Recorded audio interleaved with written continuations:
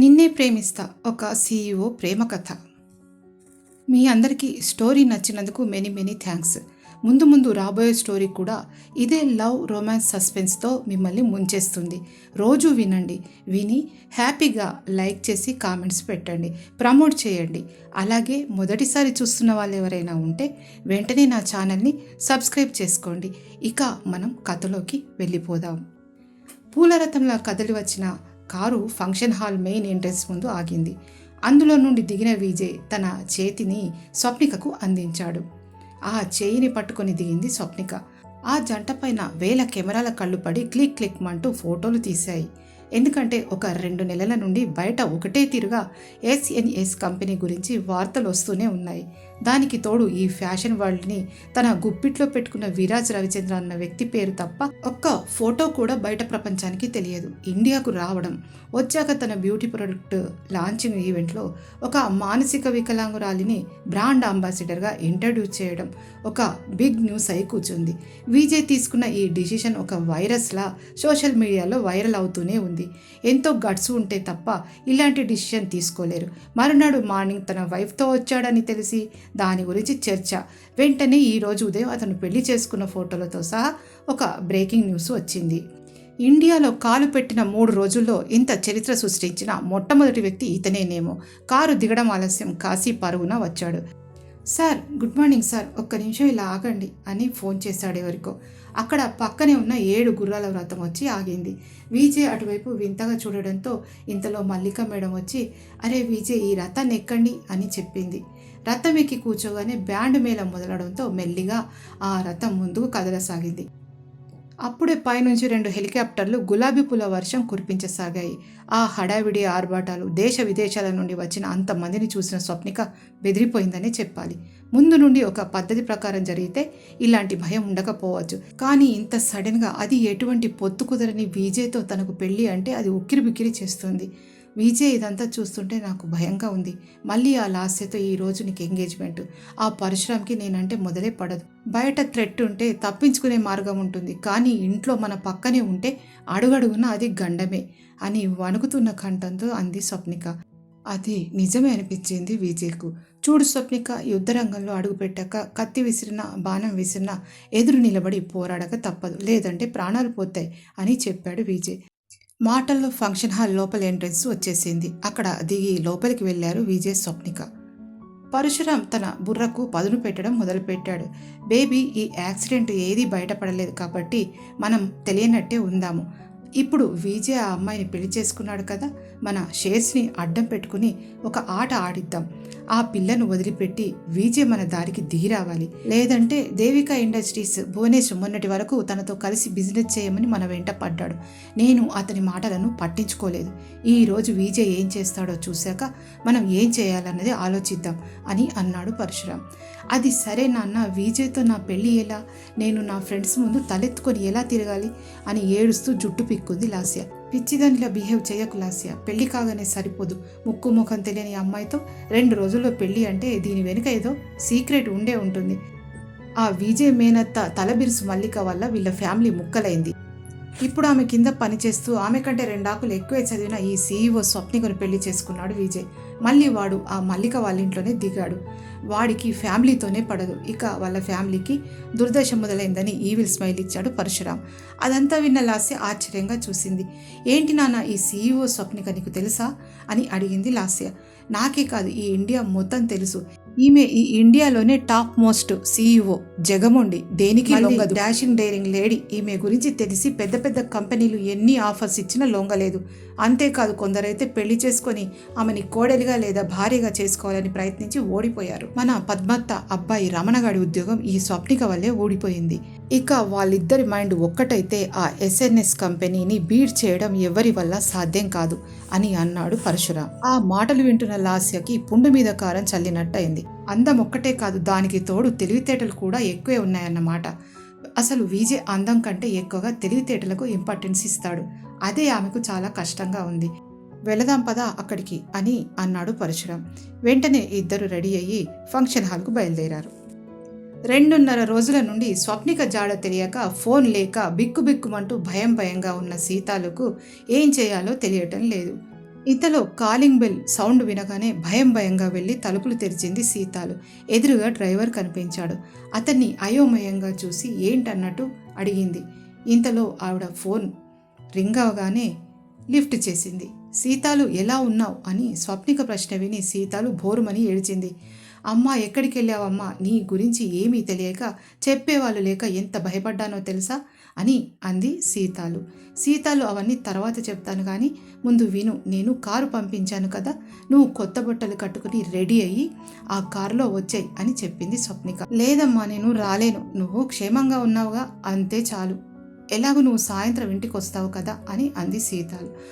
వస్తాను సీతాలు, మరి మరి అని ఆగిపోయింది స్వప్నిక. వెంటనే సీతాలు చెప్పు తల్లి ఏమైంది, నువ్వు బాగానే ఉన్నావుగా అని ఆతృతగా అడిగింది. సీతాలు నేను పెళ్లి చేసుకున్నాను సీతాలు అని చెప్పింది స్వప్నిక. అంతే ఆశ్చర్యంగా కళ్ళు నోరు రెండు పెద్దగా తెరిచింది సీతాలు. ఏంటమ్మా నువ్వు చెప్పేది నిజమా, ఇంత మంచి మాట చెప్పావు తల్లి అని సంతోషంగా అంది సీతాలు. రాత్రికి ఇటే వచ్చేయండమ్మా, మన ఇంట్లో చాలా పనులు ఉంటాయి కదా, నేను రాలేను తల్లి, నీకు తెలుసు కదా అని అంది సీతాలు. ఫోన్ పెట్టేసి బయటకు వచ్చిన ఆవిడ, బాబు నేను మేడంతో మాట్లాడాను, నువ్వు వెళ్ళు అని చెప్పి పంపించి చాలా సంతోషంగా ఇంట్లోకి వెళ్ళింది సీతాలు. పెళ్లి తంతు ముగిసింది కాబట్టి ఈరోజు రిసెప్షన్ లాగా అయ్యింది. అందరూ వధూవరులను ఆశీర్వదించారు. వచ్చిన వాళ్ళందరెవరు కూడా బంధువులు కాదు, అందరూ స్నేహితులు, బిజినెస్ డీలింగ్స్ ఉన్నవాళ్ళే. ఒక్కొక్కరు ఒక్కొక్కలాగా మాట్లాడసాగారు. ఇదేంటి ఈరోజు ఆ పరశురాం కూతురు లాస్యతో ఎంగేజ్మెంట్ అనుకొని మరో అమ్మాయిని పెళ్లి చేసుకుని వచ్చాడేంటి ఇతను అని ఒక ఆయన అన్నాడు. అదే నాకు అర్థం కావటం లేదు, ముందు పేపర్లో పెళ్లి న్యూస్, వెనక పేపర్లో ఎంగేజ్మెంట్ గ్రీటింగ్స్, వీళ్ళకే చెల్లింది అని మరొకరు అన్నారు. ఇంత జరిగాక పరశురాం ఊరుకుంటాడా, ఏం చేస్తాడో ఏమో అని మొదట ఆయనకు డౌట్ వచ్చింది. దానికి రెండో ఆయన మరో చురక అంటించాడు. ఏమో గాని ఇండియాకు వచ్చి 3 రోజులు కాలేదు, మొత్తం న్యూస్ నిండా ఇతని గురించే అని అన్నాడు రెండవ వాడు. ఆ పెళ్లి కూతురే సీదా సాదా ఇంటిది అయి ఉంటుంది, అదంతా పక్క నుంచి విన్న ఒక ఆవిడ అంది. లేదు, ఈ ఇండియాలోనే మోస్ట్ బెస్ట్ సీఈఓగా అవార్డు వచ్చింది ఆమెకి. ఆమెను తమ కోడలుగా చేసుకోవాలని కొంతమంది, భార్యగా చేసుకోవాలని మరికొంతమంది పెద్ద పెద్ద బిజినెస్ మెన్ వెంటపడ్డారు. కానీ ఎవరినీ దగ్గరికి రానియలేదు నిప్పు అని ఆ ఆఫీసులో పనిచేసే ఒక అతను చెప్పాడు. మరి పెళ్లి కూతురి తరపున ఎవరు లేరు, పెళ్లి కొడుకు తరపున ఆవిడొక్కతే ఉందేంటి అని మళ్ళీ డౌట్ అడిగింది ఒక ఆవిడ. ఏంటో ఈ పెద్దింటి భాగవతం ఎవరికి తెలుసు, ఎవరిష్టం అన్నట్టు వాళ్ళు చేస్తున్నారు, అడిగే దిక్కెవరు అని ఒక ఆవిడ కామెంట్ చేసింది. ఇంతలో అక్కడికి ఎస్ఎన్ఎస్ కంపెనీ స్టాఫ్ వాళ్ళు వచ్చారు. కావ్య ఫాస్ట్గా స్వప్నిక దగ్గరికి వెళ్ళి, దొంగ ఏంటే ఇది, చెప్ప పెట్టకుండా ఒక 3 రోజుల్లో పెళ్లి చేసేసుకున్నావు, ఆ రోజు వర్షం రాత్రి వెళ్ళిపోయిన మీరు ఇలా అస్సలు ఊహించలేదు, జాబ్ చేయడానికి భయపడ్డ నువ్వు ఆయన కవిగిట్లోకే వెళ్ళిపోయావు అని ఏదో చెవిలో ఊదింది కావ్య. స్వప్నిక కోపంగా ఏదో చెప్పబోగా ఇంతలో మీడియా వాళ్ళంతా గుంపుగా వచ్చారు. ఇప్పుడు అక్కడ అది పెళ్లి వేడుక అనుకోవాలా లేక ప్రెస్ కాన్ఫరెన్స్ అనుకోవాలా అని అర్థం కాలేదు. అది చూసిన కాశీ వచ్చాడు. సార్ వీళ్ళెవ్వరూ ఆగడం లేదు, ఒక్క 10 నిమిషాలని చంపుతున్నారు అని అన్నాడు కాశీ. విజయ్ అతని చెవిలో ఏదో చెప్పాడు. 5 నిమిషాల్లో విజయ్ స్వప్నిక కూర్చున్న దీవాన్ లాంటి పెద్ద చైర్ ముందర మైక్ సెట్ అరేంజ్ చేశారు. దయచేసి అందరూ కూర్చోండి, ఒక్క మీడియాకే కాదు, నా ఫ్యామిలీకి, నా భార్య ఫ్యామిలీకి, నా స్నేహితులకి, వరల్డ్ వైడ్గా ఉన్న నా వెల్ విషెస్కి, నా బిజినెస్ పార్ట్నర్స్, నా స్టాఫ్కి నిన్న జరిగిన నా పెళ్లి గురించి చెప్పాల్సిన బాధ్యత నాకుంది, ఇప్పుడు అడగండి అని అన్నాడు విజయ్. నా భార్య స్వప్నిక అన్న మాట అతని నోటి నుండి వినగానే ఒక్కసారిగా మాటల్లో చెప్పాలని ఏదో ఫీలింగ్ స్వప్నిక మనసులో కదలాడింది. ఇది నిజమా అన్నట్టు ఆమె మాటిమాటికి తనని తాను ప్రశ్నించుకుంటుంది. ఆ ప్రశ్నకు ఆమె మెల్లో ఉన్న పచ్చని తాలిబొట్టు అవుననే సమాధానమిస్తుంది. అతని నోటి నుండి ఆ మాట రావడం ఆలస్యం. ఒక రిపోర్టర్ అడగడం మొదలుపెట్టాడు. సార్ మీరు ఇండియాకు వచ్చి 3 రోజులు కాలేదు, ఇలా ఎలా పెళ్లి చేసుకున్నారు అని అడిగాడు ఒక రిపోర్టర్. ఆ మాటలకు సన్నగా నవ్వాడు విజయ్. సారీ, మీరు అనుకున్నట్టు మేము తొందరపడి ఈ నిర్ణయం తీసుకోలేదు అని విజయ్ చెప్పిన మాటలకు ఒక్కసారి తలెత్తి చూసింది స్వప్నిక. మా ఇద్దరి మధ్య దాదాపు 2 సంవత్సరాల పరిచయం ఉంది అని అన్నాడు విజయ్. అది విన్న మల్లిక మేడం, కావ్య, మిగతా స్టాఫ్, అప్పుడే అక్కడికి అడుగుపెట్టిన పరశురాం, లాస్య, భరత్, భువనేష్, మీడియా అందరూ ఒక్కసారి షాక్ అయ్యారు. స్వప్నికైతే అతను ఏం మాట్లాడుతున్నాడో, ఏం ప్లాన్ వేస్తున్నాడో వినే ఓపిక కూడా ఆమెకు నశించింది. అవునా, మీరు ఉండేది ప్యారిస్, తాను ఉండేది ఇండియా, మీ ఇద్దరి మధ్య పరిచయం అని అడిగాడు మరో రిపోర్టర్. తను హార్వర్డ్ యూనివర్సిటీలో ఎంబీఏ చేస్తున్నప్పుడు నేను తనకంటే సీనియర్ని, అప్పుడు మా ఇద్దరికి పరిచయం అని చెప్పాడు విజయ్. స్వప్నిక ఊపిరి పీల్చడం కూడా మర్చిపోయింది. తరువాత నేను ఒక 6 months క్రితం ముంబై వచ్చాను. అప్పుడు తను అక్కడికి వచ్చి నన్ను కలిసింది. ఆ 4 రోజులు మేము డిస్కస్ చేశాం అని చెబుతూనే ఉన్నాడు విజయ్. ఇదంతా వింటున్న స్వప్నిక తన చుట్టూ ఉచ్చు బిగుసుకుంటుందని అర్థమై విజయ్ తన పైన అటెంప్ట్ మర్డర్ జరిగిన విషయాన్ని తెలుసుకోవడానికి తనను ఒక పావుగా వాడుకుంటున్నాడా ఏంటి అన్న అనుమానం ఆమెలో మొదలైంది. మరలాంటప్పుడు మీరు పరశురాం కూతురు లాస్యతో ఎంగేజ్మెంట్ ఎందుకు ఫిక్స్ చేసుకున్నారు అని అడిగాడు రిపోర్టర్. నిజంగా దాని గురించి నాకు తెలియదు. ఇది అంత తొందరగా ఉంటుందని నేను అనుకోలేదు. నాతో డిస్కస్ చేయకముందే పరశురాం గారు ఈ ఈవెంట్ని అరేంజ్ చేశారు. కానీ ఇప్పటి వరకు వాళ్ళు రాలేదు అని అన్నాడు విజయ్. అదంతా వింటున్న పరశురాం లాస్యతో ముందుకు వచ్చాడు. మిస్టర్ విజయ్, మేము ఎప్పుడో రావాల్సింది, కానీ పేపర్లో నీ పెళ్లి వార్త విని ఇప్పుడు వచ్చాం అని కోపంగా అన్నాడు పరశురాం. కూతురు ఎంగేజ్మెంట్ ఆగిపోతే కోపంగా రాకుండా ఇంత నెమ్మదిగా ఎలా రాగలిగారు? మళ్ళీ వేరే వాళ్ళ ఫంక్షన్కి అటెండ్ అయినంత తీరిగ్గా వచ్చారు అంటే ఈ ఎంగేజ్మెంట్ ఆగిపోతుందని మీకు ముందే తెలుసా అని మామూలుగా అడిగాడు విజయ్. దాంతో పరశురాం మరింత కోపంగా చూశాడు. మాకెలా తెలుస్తుంది? పేపర్ చూశాకే తెలిసింది అని సీరియస్గా అన్నాడు పరశురాం. ఆ న్యూస్ చూశాక మీరు కంగారుగా మాకెవ్వరికి కూడా ఒక్క ఫోన్ చేయలేదు ఏంటి, ఎందుకు అని అడిగాడు విజయ్. అందరు వీళ్ళ మాటలు వింటూ అయోమయంగా చూశారు. పరశురాంకి ఏం చెప్పాలో అర్థం కాలేదు. పక్కనే ఉన్న కాశీని చూశాడు విజయ్. కాశీ, పేపరు మన ఇంటికి ఎన్నింటికి వస్తుంది? సార్, ఉదయం 4 గంటలకు వస్తుంది. టీవీలో, మొబైల్లో నా పెళ్లి వార్త ఎప్పుడు మొదలైంది అని అన్నాడు విజయ్. కరెక్ట్గా 7 గంటలకు సార్ చెప్పాడు కాశీ. శీతల్, ఒక్క నిమిషం రండి అని పిలిచాడు. వెంటనే అక్కడికి శీతల్ అన్న ఒక అమ్మాయి భయపడుతూ ముందుకొచ్చింది. ఆమెను చూసిన లాస్య ముఖం మాడిపోయింది. ఈమె పేరు శీతల్, ఇక్కడ పెద్ద బ్యూటీ పార్లర్ రన్ చేస్తుంది. మేడం, మీరు వీళ్ళందరికీ అర్థమయ్యేలా చెప్పండి అని అన్నాడు విజయ్. సార్, నిన్న రాత్రి కరెక్ట్గా 8 o'clock లాస్య మేడం నాకు ఫోన్ చేసి తన ఎంగేజ్మెంట్ క్యాన్సిల్ అయిందని, రేపు మేకప్ అవసరం లేదని చెప్పింది అని అంది శీతల్. ఈరోజు ఉదయం 4 గంటలకు పేపర్స్, 7 గంటలకు యూట్యూబ్, టీవీలలో ఆ న్యూస్ వచ్చింది. ఓకే, ఒప్పుకుంటాను. అలాంటప్పుడు నిన్న నైట్ 8 o'clock ఎంగేజ్మెంట్ క్యాన్సిల్ అని శీతల్కి ఫోన్ చేసి ఎలా చెప్పావు లాస్య అని విజయ్ గట్టిగా ప్రశ్నించాడు. అతని ప్రశ్నకు సమాధానం చెప్పలేక అబద్ధం అంటూ అరిచింది లాస్య. వెంటనే తన ఫోన్ రికార్డు వినిపించింది శీతల్. కూతురు చేసిన వెధవ పనికి తన ముఖాన్ని ఎక్కడ పెట్టుకోవాలో అర్థం కాక కోపంగా చూశాడు పరశురాం. రిపోర్టర్స్ ఆశ్చర్యంగా ఆమె వైపు తిరిగి చూశారు. అప్పుడు లాస్య ఏం చెప్పాలో తెలియక తికమక పడుతూ నీళ్లు నమిలింది. విజయ్ తమని దేంట్లో ఎలా ఇరికిస్తాడని భయపడ్డాడు పరశురాం. ఏమైంది లాస్య? నిన్న ఎయిర్పోర్ట్ వచ్చినప్పుడు నేను స్వప్నికను నీకు పరిచయం చేశానా లేదా? అవును, చేశావు. తర్వాత మనం కారులో వస్తూ నీతో స్వప్నిక గురించి చెప్పానా లేదా అని అడిగాడు. చెప్పావు, కానీ అయోమయంగా అంది లాస్య. చూసారా ఫ్రెండ్స్, అందుకే లాస్ట్ మినిట్లో తను ఈ ఎంగేజ్మెంట్ క్యాన్సిల్ చేసుకుంది. అవునా లాస్య అని గట్టిగా అడిగాడు విజయ్. దానికి వేరే కారణం ఉంది అంటే అదేంటని అడుగుతారు. ఆ యాక్సిడెంట్ గురించి వేరే కంటికి తెలియదు. అలాంటిది తను ఎలా చెప్పగలుగుతుంది? పోనీ ఆ వీడియో చూపిస్తే అది తనకెక్కడిది అన్న అనుమానం వస్తుంది. కుడితిలో పడ్డ ఎలుకల మారు మాట్లాడకుండా తల ఊపి అవమాన భారంతో అక్కడి నుండి వెళ్ళిపోయింది లాస్య. పరశురాం కోపంగా చూస్తూ ఎదురుగా వచ్చాడు. విజయ్, ఇంతకింతకు నువ్వు అనుభవిస్తావు. ఇక్కడ ఉన్నది పరశురాం, చూడు నేనేం చేస్తాను అని అనగానే విజయ్ తన మొబైల్లో ఇంతకుముందు లాస్య చూపించిన వీడియో చూపించాడు. నన్ను చంపించడానికి ప్లాన్ చేసింది నువ్వని ఈ ఒక్క వీడియో చూపిస్తే చాలు, ఏమవుతుందో అని మెల్లిగా చెప్పాడు విజయ్. అంతే, ఒక్కసారి షాక్ తిన్న పరశురాం కూతుర్ని ఫాలో అయ్యాడు. అదంతా చూస్తున్న స్వప్నిక ఒక్కసారి కళ్ళు తిరిగినంత పనైంది. స్పృహ తప్పి అతని భుజంపై ఒరిగింది. ఒక్కసారి కంగారు పడ్డ విజయ్, స్వప్నిక, ఏయ్ స్వప్నిక, ఏమైంది అని పిలిచాడు విజయ్. పక్కనే ఉన్న వాటర్ బాటిల్లోని నీళ్లు చల్లాడు. తన జేబులో నుండి కర్చీఫ్ తీసి ముఖాన్ని తుడిచి మళ్ళీ పిలిచాడు విజయ్. మెల్లిగా కళ్ళు తెరిచి చూసిన స్వప్నిక మళ్ళీ పడిపోయింది. Swapnika, are you all right అని కంగారుగా అడిగాడు విజయ్.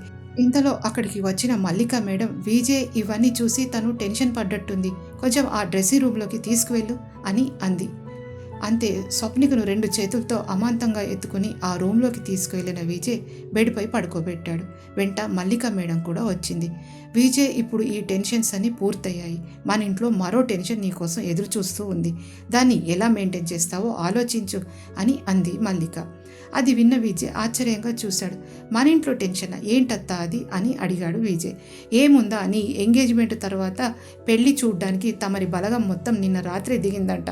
ఉదయమే పేపర్ న్యూస్ చూసి పరుగున వద్దామని అనుకున్నారు, కానీ కాశీతో వద్దని ఆపించాను అని చెప్పింది మల్లిక. అది విన్న విజయ్ నవ్వాడు. ఓ అదా, నేను అక్కడికి రేపు వెళ్తాను, అప్పటి వరకు ఆలోచిస్తాను అని అన్నాడు విజయ్. ఇంత టెన్షన్లో కూడా నీకు నవ్వెలా వస్తుందిరా? మరి ఈ రాత్రి ఎక్కడుంటావు అని ఆశ్చర్యంగా అడిగింది మల్లిక. ఇంకెక్కడ, మన ఇంట్లో అని అన్నాడు విజయ్. అంతే, ఒక్కసారి కోపంగా చూసింది మల్లిక. ఇప్పటికే మీ అమ్మ నాన్నతో ఇంకా మాటలు నాకు లేవు, మళ్ళీ దీనివల్ల మా మధ్య దూరం పెంచకు అని అంది మల్లిక. పోనీ హోటల్లో అని చెప్పాడు విజయ్. ఇంకా కోపంగా చూసింది మల్లిక. అసలు పెళ్లిని ఇంత ఈజీగా తీసుకున్నవాడిని నిన్నే చూస్తున్నా. ఇప్పటికే నువ్వు చేసిన పనికి మీడియా వాళ్ళ దృష్టి మన పైన పడింది. ఇక నువ్వు హోటల్లో ఉన్నావంటే నీకు మాకు చెడిందని ఒక పుకారు పుడుతుంది. మనం బాగానే ఉంటాం, కానీ స్వప్నిక, ఆమె సంగతి ఆలోచించు. విజయ్, నీ కంపెనీ ఇక్కడ ఇంత బాగా ఉందంటే దానికి కారణం ఆ అమ్మాయి శ్రమ, పట్టుదల మాత్రమే. అలాంటి స్వప్నికకు ఏమాత్రం కష్టం వచ్చినా నేను అస్సలు సహించను, జాగ్రత్త అని చెప్పి వెళ్ళిపోయింది మల్లిక మేడం. డోరు దగ్గరగా వేసి వచ్చిన విజయ్కు ఆమె స్పృహలో లేకున్న స్వప్నిక ముఖంలో టెన్షన్ కనిపించింది. పాపం, అనవసరంగా ఆమె లైఫ్లోకి తను ఎంటర్ అయ్యాడో ఏమో. పోనీ అది తర్వాత సంగతి, ఈరోజు ఎక్కడ ఉండటం అని ఆలోచించిన విజయ్కు ఏముంది, ఈరోజు స్వప్నిక ఇంట్లో వెళితే ఎస్, గుడ్ ఐడియా. అప్పుడు టక్కున గుర్తొచ్చింది, అవును, ఇంత హంగామా జరుగుతూ ఉంటే స్వప్నిక ఫ్యామిలీ మెంబర్స్ ఏ ఒక్కరూ రాలేదేంటి అని ఆశ్చర్యపోయాడు విజయ్. అతను ఆమె ముఖంపై పడిన ముంగురులు సవరించాడు. మెల్లిగా కళ్ళు తెరిచిన స్వప్నికకు కంగారుగా చూస్తున్న విజయ్ ముఖం కనిపించింది. అది చూసి లేవపోయిన స్వప్నిక భుజాలు పట్టి అలాగే కూర్చోబెట్టాడు విజయ్. ఏంటి నువ్వు అంత ఈజీగా కథ అల్లి నన్ను పూర్తిగా పులిబోన్లో పడేశావు అని సీరియస్గా అంది స్వప్నిక. అతను అర్థం కానట్టు ఆశ్చర్యంగా చూశాడు. ఏమన్నావు నువ్వు అని అడిగాడు విజయ్. అప్పుడే తను నోరు జారానని అర్థమైంది స్వప్నికకు. ఇంతకీ విజయ్ తన ఇంట్లో ఎదుర్కోబోయే టెన్షన్ ఏంటి, స్వప్నిక విజయ్తో ఏం చెబుతుంది తెలుసుకోవడానికి తర్వాతి పాటు వినండి. హాయ్, మీ అందరికీ స్టోరీ నచ్చినందుకు మెనీ మెనీ థ్యాంక్స్. ముందు ముందు రాబోయే స్టోరీ కూడా ఇదే లవ్, రొమాన్స్, సస్పెన్స్తో మిమ్మల్ని ముంచేస్తుంది. వినండి, విని హ్యాపీగా లైక్ చేసి కామెంట్స్ పెట్టండి, నన్ను ప్రమోట్ చేయండి. అలాగే మొదటిసారి చూస్తున్న వాళ్ళు ఎవరైనా ఉంటే వెంటనే సబ్స్క్రైబ్ చేసుకోండి. నాకు తెలిసి మీకు కొద్దిగా డిస్టర్బెన్స్గా ఉంది కావచ్చు, కాకపోతే ముందు ముందు ఇంకొంచెం నేర్చుకొని మళ్ళీ పర్ఫెక్ట్గా వీడియో మీకు అందించడానికి ట్రై చేస్తాను. Thank you.